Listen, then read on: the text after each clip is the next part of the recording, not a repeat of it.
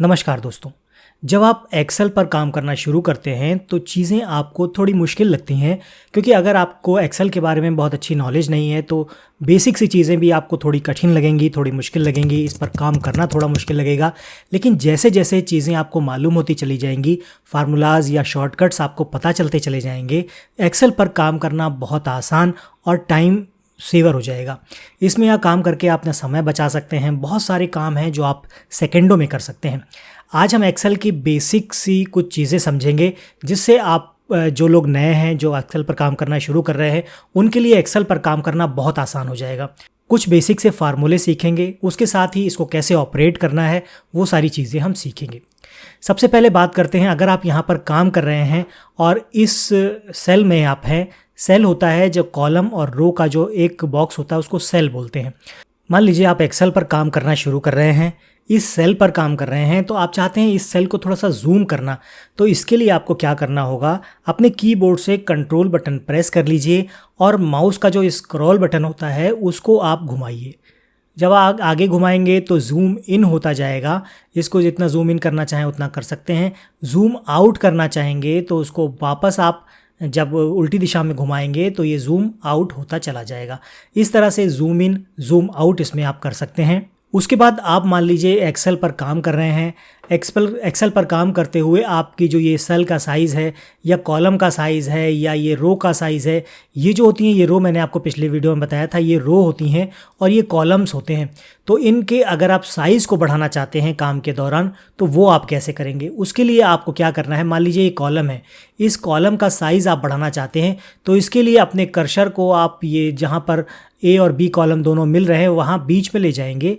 जैसे ही आप ले जाएंगे तो यहाँ पर आपका इस तरह से ये आपका कर्सर बन जाएगा। यहाँ पर प्लस का निशान आपको दिखाई देगा। तो यहाँ पर इस माउस का लेफ़्ट क्लिक दबा के रखिए और इसको खींच दीजिए। जितना खींचेंगे उतना बड़ा आपका ये कॉलम होता चला जाएगा। इसी तरह से मान लीजिए बी को आपने बढ़ाना है तो बी को बढ़ा सकते हैं। इसी तरह से ई को बढ़ाना है तो ई को बढ़ा सकते हैं। इस तरह से आप कॉलम का साइज़ बढ़ा सकते हैं। मान लीजिए अब आप इन 5 कॉलम पर एक साथ काम करना चाह रहे हैं, A B C D E, इन पर काम करना चाह रहे हैं। ये सभी कॉलम आप एक साइज़ के रखना चाहते हैं तो इन सभी को आप सिलेक्ट कर लीजिए।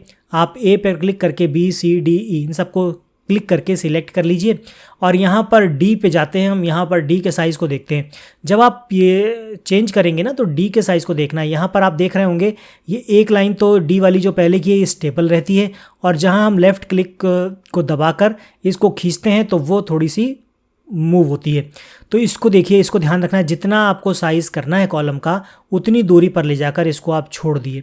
जब आप छोड़ेंगे तो सबसे मज़े की बात यह है कि इसमें सभी कॉलम की साइज़ अपने आप ही सेम हो जाएगी। जो साइज़ हम डी कॉलम का रखना चाहते हैं वही साइज़ हमारे सभी कॉलम्स का हो जाएगा। इसी तरह से आप ये रो है इसका भी कॉलम चेंज कर सकते हैं। मान लीजिए ये रो है, इसमें आपने काम करना है, इसको आप थोड़ा बढ़ाना चाहते हैं तो इस तरह से 1 और 2 यहाँ पर बीच में ले जाके इसको थोड़ा सा खींच देंगे तो ये बड़ा हो जाएगा। ठीक वैसे ही जैसे कॉलम के लिए काम करता है वैसे ही ये रो के लिए भी काम करता है। इसी तरह से आप काम करना चाहते हैं इन 10 रो पर और इन 10 रो का साइज़ बढ़ाना चाहते हैं तो आप जिस भी रो को पकड़ कर देखेंगे और जिस साइज़ इसका रखेंगे जो साइज़, उसी साइज़ की सारे जो रोज़ हैं वो हो जाएंगी। तो ये हो गया हमारे रो को और कॉलम के साइज़ को चेंज करने की बात। तो मान लीजिए हम इस पर एक्सेल पर काम करना शुरू करते हैं तो इस पर हमने एक लिस्ट बनानी है, शीट बनानी है, नंबरिंग की शीट बनानी है मान लीजिए। तो हम इस पर कोई नंबर लिख लेते हैं, मान लीजिए ये। तो इसमें हम जो लिख रहे हैं तो इसमें मान लीजिए 11 हमने लिखा तो टैब क्लिक करेंगे। टैब से हम अगले कॉलम में पहुंच जाएंगे। फिर 22, फिर टैब यहाँ पर 33, फिर टैब 44, टैब 55, टैब। अब नीचे आना है तो एंटर प्रेस करेंगे। एंटर प्रेस करेंगे तो फर्स्ट कॉलम में आप आ जाएंगे। फिर यहाँ पर आप 1, 2 टैब के साथ आगे बढ़ते जाएंगे और एंटर के साथ अब नीचे आ जाएंगे। तो इस तरह से हमारी ये जो टेबल है वो तैयार होती जा रही है। तो ये हमारी एक बेसिक से टेबल तैयार हो रही है। हमने एक टेबल यहाँ पर तैयार कर ली है। अब मान लीजिए ये टेबल आप काम कर रहे हैं, काम करते करते बीच में कोई भी इशू आ जाता है तो आपकी फ़ाइल बंद हो जाती है। अगर बंद हो गई तो फिर ये सेव नहीं हो पाएगी। इसलिए आपको काम करते करते अपनी फ़ाइल को सेव करके भी रखना है, जिससे कि कभी लाइट का इशू हो या कोई भी इशू आए और आपकी फ़ाइल किसी भी कारण से बंद हो जाए तो जो डेटा आपने इस पे बनाया है, जो काम आपने इस पे किया है, वो आपका काम डिलीट ना हो, ख़त्म ना हो, ख़राब ना हो, उसके लिए आप इसको सेव करके रख लीजिए। सेव करने के लिए आपको क्या करना है, फ़ाइल में जाना होगा। फ़ाइल में यहाँ पर आपको सेव का एक ऑप्शन मिलेगा, इस सेव पर आपने क्लिक करना है। क्लिक करेंगे तो यहाँ पर ब्राउज़ का आपको फीचर मिलेगा। आप वन ड्राइव पर जाकर ऑनलाइन भी सेव कर सकते हैं। दिस पीसी में जाकर यहाँ पर आप चूज़ कर सकते हैं। ब्राउज़ में जाकर आप जहाँ या ब्राउज़ पर क्लिक करेंगे तो यहाँ पर आपको लोकेशन या पाथ देना पड़ेगा।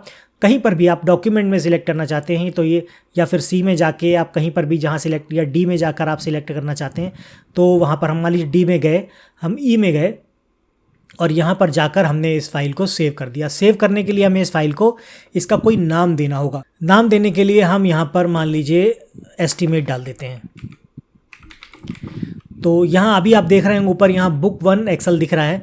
एस्टीमेट जैसे ही इस पर डालेंगे तो यहाँ पर इसका नाम चेंज हो जाएगा और नाम इसका एक्सेल के साथ आता है। जो बुक का नाम होगा, वो आपकी फ़ाइल का नाम होगा, वो नाम डैश एक्सेल। तो जैसे ही हम एस्टीमेट डालेंगे, सेव करेंगे तो यहाँ पर ये देखिए चेंज हो गया, एस्टीमेट डॉट एक्सएलएस और डैश एक्सेल। तो डॉट एक्सएलएसएक्स है, ये एक्सटेंशन है इस फाइल का। तो इस तरह से आपकी फ़ाइल का नाम और ये आएगा। अब मान लीजिए इस फाइल को हम बंद कर देते हैं। मान लीजिए इस फाइल को हमने बंद कर दिया, दोबारा से हमें एक्सेल को खोलना है। हमने इस एक्सेल को खोला तो यहाँ पर अगर आप नए वर्जन में काम कर रहे हैं तो लेफ़्ट हैंड साइड पर यहीं पर आपको रिसेंट फाइल का एक ऑप्शन दिख जाएगा। यहाँ से जाकर सीधा आप इस फाइल को ओपन कर सकते हैं। नहीं तो आपने मान लीजिए एक्सेल को ओपन कर लिया। अब हम ओपन करने के बाद हम यहाँ पर ब्लैंक वर्कबुक में आ जाते हैं। यहाँ से हम फिर से फाइल पर जाएंगे। फाइल पर जाने के बाद ओपन आ रहा है, यहाँ पर ओपन पर आपने क्लिक करना है और नीचे आएंगे यहाँ ब्राउज़ पर, जहाँ हमने फ़ाइल रखी थी उस पर जाएंगे। जहाँ भी आपने फ़ाइल सेव की थी उस ड्राइव में चले जाइए और यहाँ पर ये हमारा एस्टीमेट के नाम से हमारी फ़ाइल आ रही है, इस पर क्लिक कर दीजिए या और ओपन कर दीजिए, या फिर डबल क्लिक कर दीजिए या क्लिक करके एंटर कर दीजिए। कोई भी चीज़ चूज़ करेंगे तो ये आपकी फ़ाइल यहाँ पर ओपन हो जाएगी। इस तरह से आप फ़ाइल सेव करके रख सकते हैं और इस तरह से अपनी फ़ाइल को ओपन कर सकते हैं। अब मान लीजिए इस फाइल में आप काम कर रहे हैं, ये सारा आप, और इसमें कोई चेंज करना चाहते हैं और हम इसको एक दूसरी फाइल नाम से सेव करना चाहते हैं। कारण क्या है, मान लीजिए आप इस पर काम कर रहे हैं, आपने के पास ये डेटा है, येलो कलर में है मान लीजिए, और यहाँ पर आपने कुछ और काम भी कर लिया और मान लीजिए ये जो डेटा है ना, ये आप सेव करके रखना चाहते हैं। तो ये आपका पुराना काम हो गया और ये आपने जो अभी काम किया है और ये आपका काम हो गया। और इस काम को आप चाहते हैं कि आपके पास पुराना डेटा भी रहे और ये डेटा भी आपकी दूसरी फाइल के नाम से सेव हो जाए, तो इसलिए हम इसको सेव एज़ करेंगे। अब आपको समझ में आ गया होगा कि सेव एज़ की ज़रूरत क्यों पड़ती है हमें। सेव तो हमने कर दिया, अब हम इसको सेव एज़ करेंगे। अगर आप सेव करेंगे तो जैसे ही आप सेव करेंगे तो आपकी ये फाइल पुराने डेटा को रिप्लेस करके ये डेटा वहाँ सेव हो जाएगा। लेकिन जब आप सेव एज़ करेंगे और सेव एज़ में ब्राउज़ करेंगे और जहाँ पर आपने फ़ाइल रखी है वहीं पर जाएंगे और यहाँ पर आप इसी नाम से सेव कर देंगे तो भी आपकी पुरानी वाली फ़ाइल रिप्लेस हो जाएगी, उसका सारा डेटा ख़त्म हो जाएगा, आपका नया डेटा वहाँ पहुँच जाएगा, पुराना रिप्लेस हो जाएगा और आपको पुराना डेटा अपने काम के लिए नहीं मिलेगा। इसलिए सेव एज़ करते समय ध्यान रखें, यहाँ पर आपकी फ़ाइल का नेम चेंज होना चाहिए। तो हमने एस्टीमेट के नाम से फ़ाइल रखी थी, अब हम एस्टीमेट 2024 कर देते हैं और यहाँ पर इस फाइल को चेंज कर देते हैं। अब देखिए हमारी यहाँ पर एस्टीमेट 2024 के नाम से ये फ़ाइल चेंज हो गई। अब हम एक बार चेक कर लेते हैं कि हमारी वो पुरानी वाली फ़ाइल उस नाम से सेव की थी वो अभी पड़ी है, उसमें डेटा वाला है कि नहीं है। तो एस्टीमेट वाली फ़ाइल थी, इसको हमने डबल क्लिक करके खोलिए। ये देखिए यहाँ पर हमारे पास दोनों फाइल्स आ गए हैं। एक ये भी फाइल्स है हमारे पास जिसमें हमारी पुरानी फ़ाइल थी एस्टीमेट के नाम से, और ये हमारे पास दूसरी फ़ाइल है जिसमें आपका जो डेटा है चेंज किया हुआ या नया वर्क काम किया हुआ वो डेटा भी है। तो ये मैंने अलग अलग कर दिया है इसको ताकि थोड़ा इजी हो जाए समझने में आपको। एस्टीमेट के नाम से जो फाइल पहले सेव की थी उसका डेटा ये रहा और जो नया हमने एस्टीमेट 2024 के नाम से सेव की थी उसका डेटा ये रहा। तो इस तरह से आप अपने जो एक्सेल फाइल है उसको सेव एज कर सकते हैं। अब बात कर लेते हैं कुछ बेसिक से फार्मूलाज के बारे में। तो सबसे पहले इसको हटा दिया हमने, यहाँ पर इसको बोल्ड हटा के अंडरलाइन हटा के ये हमने यहाँ पर फाइल को सेव कर रखा है। तो अब हमें सबसे पहले कुछ बेसिक से फार्मूलाज हैं जो हमें सीखने चाहिए, और क्योंकि आपके पास जो बहुत सारे फार्मूले अभी आप धीरे धीरे आगे सीखेंगे, और अभी आपने नया काम करना शुरू किया है एक्सेल पे और बेसिक से शुरुआत कर रहे हैं, तो अभी जो चीज़ें मैं आपको बता रहा हूँ ये चीज़ें आपके बड़े काम की हैं, इनको समझ लीजिए और शॉर्टकट फार्मूलेज आपको धीमे धीमे सीखने को मिलते रहेंगे। तो यहाँ पर हम एक फ़ाइल क्रिएट कर लेते हैं। तो चलिए 4 नंबर का आपको ले लेते हैं, थोड़ा समझने में इजी हो जाएगा।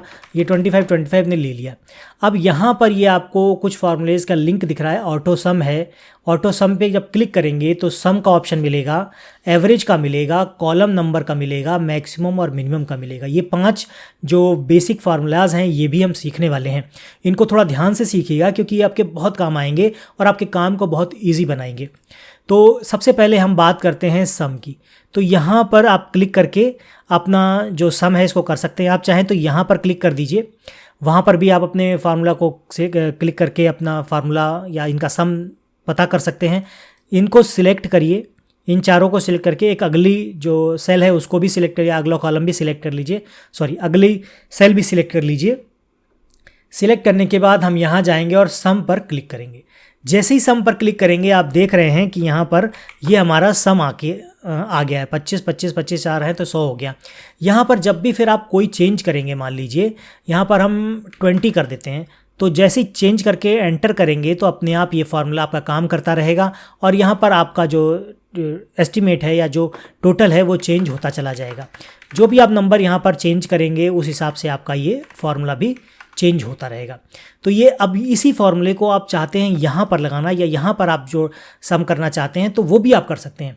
इसके लिए आप यहाँ पर सम का फार्मूला लगा दीजिए और आपको ये फाइल सिलेक्ट कर मतलब ये जो जहाँ पर आपका जो मैटर है, जहाँ पर आपने नंबर्स लिख रखे हैं उन सेल्स को आपने सिलेक्ट करना पड़ेगा। उसको सिलेक्ट करेंगे तो ये यहाँ पर देख रहे होंगे ये 1 से 4 तक का या सेल 1 से लेकर 4 तक का ये सारा जो एरिया है वो ले लेता है। एंटर जैसे ही मारेंगे तो यहाँ पर आपका जो टोटल है वो आ जाएगा। अब यहाँ पर भी वही सेम चीज़ है, जैसे ही चेंज करेंगे तो यहाँ पर भी फार्मूले के साथ आपका चेंज होता चला जाएगा। तो ये हो गई प्लस की बात। अब हम बात करते हैं इसमें अगले जो फार्मूला है उसकी एवरेज की बात करते हैं। इसको हम एक बार डिलीट करते हैं और यहाँ पर एवरेज निकालते हैं। ये 4 कॉलम है हमारे, मान लीजिए हम यहाँ पर इसको 20 कर देंगे, इसको 20 कर देंगे, थोड़ा इजी हो जाएगा आपके लिए। यहाँ पर आप क्लिक करें और यहाँ एवरेज पर जाकर जब आप क्लिक कर देंगे तो ये देखिए एवरेज आ गया 20 का। वही सेम चीज़ आप इसको यहाँ पर लिखकर भी कर सकते हैं तो भी आपका एवरेज वही आएगा। एवरेज होता है इन सभी का टोटल डिवाइडेड बाई 4। ठीक है, तो जितने भी कॉलम में होगा उतने से उसको डिवाइड कर देंगे। मान लीजिए इसका 80 है, 80 को 4 से डिवाइड करेंगे तो 20 आ जाएगा। एवरेज हमारा ये आ गया। इसी तरह से अब अगले फार्मूले की अगर हम बात करें तो काउंट नंबर, तो इसको हम हटा देते हैं। अब ये काउंट नंबर क्या होता है? काउंट नंबर होता है, मान लीजिए जितने भी सेल्स में आपके नंबर हैं उन सेल्स को ये काउंट करके आपको बता देगा कि कितनी सेल में आपके नंबर लिखे हुए हैं। तो ये हमारे पास मान लीजिए 1 2 3 4 5 6 7, ये 7 सेल्स हैं। तो यहाँ पर हमने क्लिक किया और यहाँ पर हम काउंट नंबर पे चले गए, अपने आप इसने सिलेक्ट कर लिया और एंटर करते ही ये बता देगा कि 7 सेल्स में आपका जो नंबर है वो है। यहाँ पर एक नाम लिख के देखते हैं क्या उसको भी काउंट कर पाता है ये। तो हमने ये नाम लिख दिया, लेकिन ये नाम को काउंट नहीं कर रहा, ये सिर्फ नंबर को काउंट कर रहा है। अभी देखिए 1 में नाम आ गया तो इसने 6 यहाँ पर काउंट करके दिखा दिया। और जैसे ही हम इस नंबर को हटाकर यहाँ पर कोई भी नंबर डाल देंगे, नाम को हटाकर कोई भी नंबर डाल देंगे तो ये देखिए 8 डाला हमने तो इसने काउंट करके बता दिया कि आपके 7 कॉलम्स में नंबर हैं। इस तरह से आप ये काउंट भी कर सकते हैं। अब हम बात कर लेते हैं अगले की। अब इसको हम सिलेक्ट कर लेते हैं और यहाँ पर अगली एक सेल भी सिलेक्ट कर लेंगे। ऑटो सम वाले कॉलम में जाएंगे, मैक्स पर क्लिक करेंगे। मैक्स का मतलब होता है मैक्सिमम।